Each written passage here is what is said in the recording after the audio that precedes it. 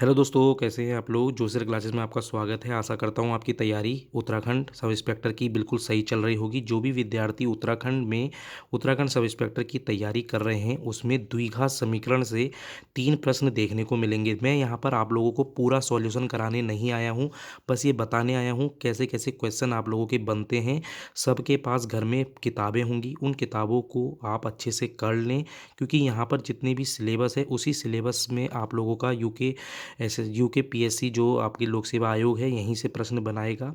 मैं आप लोगों से कहना चाहता हूँ, यदि आप लोगों का फिजिकल होने वाला होगा यानी 20 तारीख यानी परसों को यहाँ पर, या फिर जब भी 20 तारीख है वो तब तक आप लोगों के फॉर्म भरे जा रहे हैं। उसके बाद पता लग जाएगा कितने विद्यार्थियों ने इसको भरा है। इतना मैं मानकर चलता हूँ 1.5 लाख तक इसको फॉर्म भरने वाले होंगे। लगभग 1.5 लाख उत्तराखंड में होंगे इसका फॉर्म भरने वाले। और यहाँ पर अगर इसकी फिजिकल पहले होता है तो आप लोगों का 17 मार्च से लेके 25 मार्च के बीच में आप लोगों को इसका फिजिकल देखने को मिल सकता है। अगर इसका फिजिकल नहीं होता है तो हो सकता है इसका एग्ज़ाम पैटर्न आप लोगों को जून जुलाई के महीने में देखने को मिल जाएगा। पर यहाँ पर फिजिकल कराने की बात पहले कही गई है तो ये फिजिकल हो सकता है, तो फिजिकल की भी तैयारी करें। अगर मैं आपसे कहूँगा द्विघात समीकरण क्या होती है, तो द्विघात समीकरण हमेशा ax² bx और c के फॉर्म में होती है। इस चीज़ को आप लोग देख लेना, हमेशा इसी फॉर्म में आप लोगों को देखने को मिलेगी। अगर आप लोगों के सामने कभी भी द्विघात की बात हो रही है तो वहाँ पर x में हमेशा पावर 2 होगी। अगर x की पावर 3 है तो वह द्विघात समीकरण नहीं हो सकती। द्विघात समीकरण में x की पावर हमेशा 2 तक ही खेला जाता है। इसका अर्थ ये होता है इसके जो रूट निकलते हैं वह 2 निकलते हैं। याद रखना, इसके रूट हमेशा 2 निकलेंगे, इसलिए इसे द्विघात समीकरण कहते हैं। इसमें प्रश्न कैसे बनते हैं, गुणनखंड विधि के द्वारा इसके जितने भी मूल हैं उनको निकालें, या श्रीधराचार्य फॉर्मूले से इसके सूत्र निकालें। देखो, मैं इसको एक दिन अलग करके आपको लगभग इसके 10 क्वेश्चन करवा दूंगा। लंबी वीडियो ना बने इसलिए जल्दी जल्दी मैं इसको करवा रहा हूँ, तो यहाँ पर क्वेश्चन नहीं करवाऊंगा, बस मैं बता रहा हूँ क्वेश्चन कैसे बनेंगे। इसमें से पहला क्वेश्चन बन सकता है आपके सामने, जैसे कोई भी आपके सामने यहाँ पर मान लो यही है 2x², 9x और 10। ये आप लोगों के सामने द्विघात समीकरण दी है और पूछ देंगे इसका मूल्य निकालो। अगर आपको इसको मूल निकालना आता होगा तो आप कर देंगे, अगर नहीं निकल पा रहा है तो श्रीधराचार्य सूत्र से इसके मूल निकाले जाते हैं, तो वहाँ से आपको निकालना होगा। अब यहाँ पर प्रश्न दूसरा बन जाता है कि मूलों की प्रकृति क्या होगी, इससे भी प्रश्न बन जाता है। तो मूलों की प्रकृति कैसे बनेगी, याद रखना जो श्रीधराचार्य सूत्र है उसमें जो आपका याला पोर्शन है, याला पोर्शन आप लोगों का मूल्य की प्रकृति को बताता है। यहाँ से प्रश्न बनता है दूसरा। पहला प्रश्न बनता है मूलों से। देखो, मैं क्वेश्चन नहीं करवा रहा हूँ क्योंकि बहुत लंबा टाइम लग जाएगा, बस समझा रहा हूँ। आप किसी भी किताब से इसको देख सकते हैं। मूल निकालने की बात करेंगे तो इसमें मूल आपके 2 निकलेंगे हमेशा, क्योंकि द्विघात समीकरण है।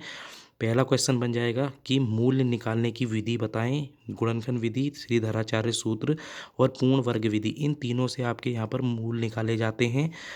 उसके बाद अगला क्वेश्चन आता है आप लोगों का, मूल की प्रकृति बतानी होती है। मूल की प्रकृति किससे पता लगती है, ये है आप लोगों का, मैं बात करूँगा D = B² - 4AC। याद रखना, इसको विभेदकर कहते हैं, डिस्ट्रैक्शन भी कहा जाता है। विभेदकर बहुत ज़्यादा इंपॉर्टेंट है, याद रखना।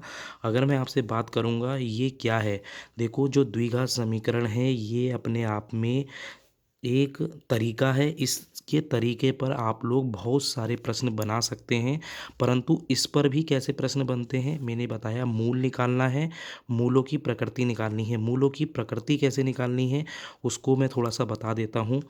देखना, अगर एक सेकंड, अगर यहाँ पर एक सेकंड देखें, ढंग से देखना। अगर मैं आपसे कहता हूँ डी की वैल्यू अगर 0 है तो ये समान होगा, ठीक है, और क्या हो जाएगा, रियल हो जाएगा, यानी ये वास्तविक हो जाएगा। डी की वैल्यू अगर 0 है, डी की वैल्यू अगर माइनस में है तो यह ऋणात्मक होगा, यानी ये काल्पनिक हो जाएगा, ठीक है। डी की वैल्यू अगर धनात्मक है तो यह असमान और वास्तविक होगा। यहाँ से प्रश्न बनता है, आपको दे देंगे वहाँ पर एक इक्वेज़न दी होगी, जैसे यही इक्वेज़न है 2x², 9x + 10। इसमें पूछेंगे कि यह बताइए कि क्या यह इसमें लिखेंगे कि आपको बताना है कि इसकी प्रकृति कैसी है। अगर मैं आपसे कहूँ बी स्क्वायर यानी 9 का स्क्वायर 81 माइनस 4, ये 2, 4 2 यानी 16, ये यहाँ पर 8 और सी की वैल्यू 10 और 80 हो जाएगा। 80 यहाँ पर ये हो गया, क्योंकि अगर आप देखेंगे ये 4 दूनी 8 और सी की वैल्यू 10 है तो ये 80 हो जाएगा। ये 81 है। 81 में से जब आप 80 करेंगे तो आपके पास धनात्मक वैल्यू 1 आ रही है, तो यानी इसके असमान क्या होंगी, असमान इसके मूल होंगे और ये वास्तविक मूल होगा। याद रखना, ऐसे प्रश्न बनते हैं।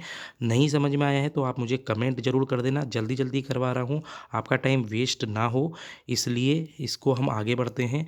प्रश्न एक ये बन जाते हैं कि इसमें प्रश्न ट्रेन वाले बन जाते हैं। मैं ट्रेन वाले प्रश्न भी बहुत ज़्यादा इंपॉर्टेंट है। इसमें क्या होता है, इसमें ये होता है कि एक ट्रेन की अगर मैं कहूँ दूरी दे रखी है, मान लो 360 उसकी दूरी दी है और उससे कहा है कि वह 360 की दूरी एक्स चाल से चलता है। ये मान लो एक्स चाल से चलता है, 360 की मतलब दूरी है और एक चाल से चलता है, और फिर उसकी क्या करते हैं, उसकी स्पीड को कुछ बढ़ा देते हैं, जिसके कारण आप लोग जानते हैं वह दूरी चलने में कुछ समय कम लगेगा।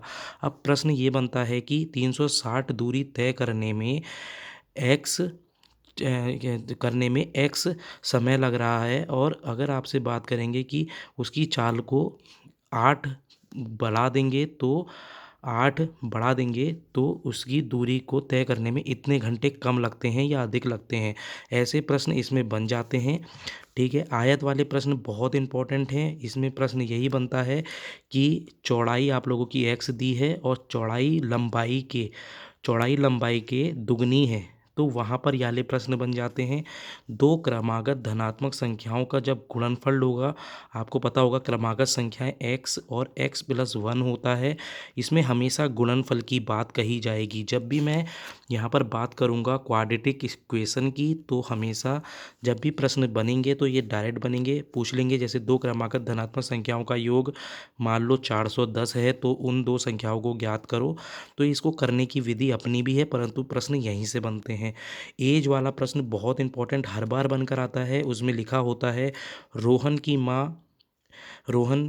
माँ की आयु रोहन से 15 गुना है। ठीक है, उसकी आयु का गुणनफल अब से 10 वर्ष बाद या 5 वर्ष बाद इतना हो जाएगा, तो वर्तमान वैल्यू बताइए। ऐसे प्रश्न भी आपके द्विघात समीकरण से होते हैं। देखो, द्विघात समीकरण को मैं अच्छे से समझा दूंगा, आज सिर्फ बता रहा हूँ कि कैसे क्वेश्चन बनते हैं। ठीक है, एक जो महत्वपूर्ण प्रश्न बनता है मैं उस पर थोड़ी चर्चा कर लेता हूँ। जो महत्वपूर्ण प्रश्न बनता है, ठीक है, वो है आप लोगों का द्विघात समीकरण के कॉन्सेप्ट बेस पर बनने वाले प्रश्न जो होते हैं। इसमें कैसे बनेंगे, इसमें बनेगा द्विघात समीकरण दिया हुआ है, ऐसे करके द्विघात समीकरण दी जाती है। इसमें पूछा जाता है मूलों का योग और मूलों का गुणनफल ज्ञात करो। इसको मैं आप लोगों का मोस्ट इम्पॉर्टेंट क्वेश्चन बोलूँगा। आज भी आप इस बात को सुन लीजिए, जब आपका एग्ज़ाम होगा तब आप खुद देख लेना, ऐसा प्रश्न आपको देखने को मिलने वाला है। तो इसको आज अच्छे से कर लें, एक ही बार पढ़ लें और दोबारा उसके बाद क्वेश्चन करते रहें।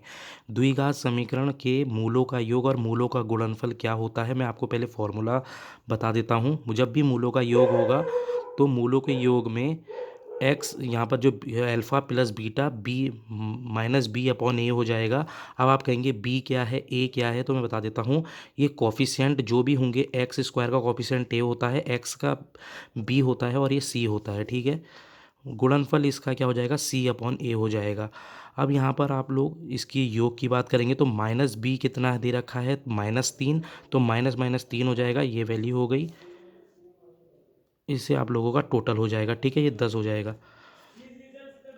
अगला जो प्रश्न है आप लोगों का, यहाँ पर देखेंगे द्विघात समीकरण ज्ञात करो। अब इसका उल्टा पूछ लिया जाता है, आप लोगों को योग दिया होगा, गुणनफल दिया होगा और समीकरण निकालने को दिया जाएगा। देखो आपके पास बी भी आ गया, ए भी आ जाएगा यहाँ से।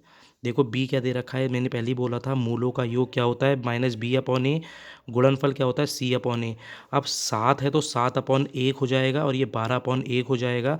इससे आप लोग यहाँ पर ABC निकाल लेंगे और इस पर आप लोग पुट अप कर देंगे।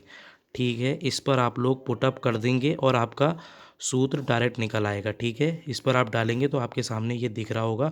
इतने ही प्रश्न आपके द्विघात समीकरण से बनते हैं। आपको मेरी वीडियो कैसी लगी? अगर पसंद आई हो तो ज़रूर कमेंट करें। मैं इसके लगभग 30 प्रश्न पूरे करवा दूंगा, क्योंकि इसके बहुत ज़्यादा इंपॉर्टेंट हैं और एक ही कॉन्सेप्ट पर है। अगर आपको पसंद आता हो तो thank you, tata, goodbye. मिलते हैं आप लोगों से, बाय बाय।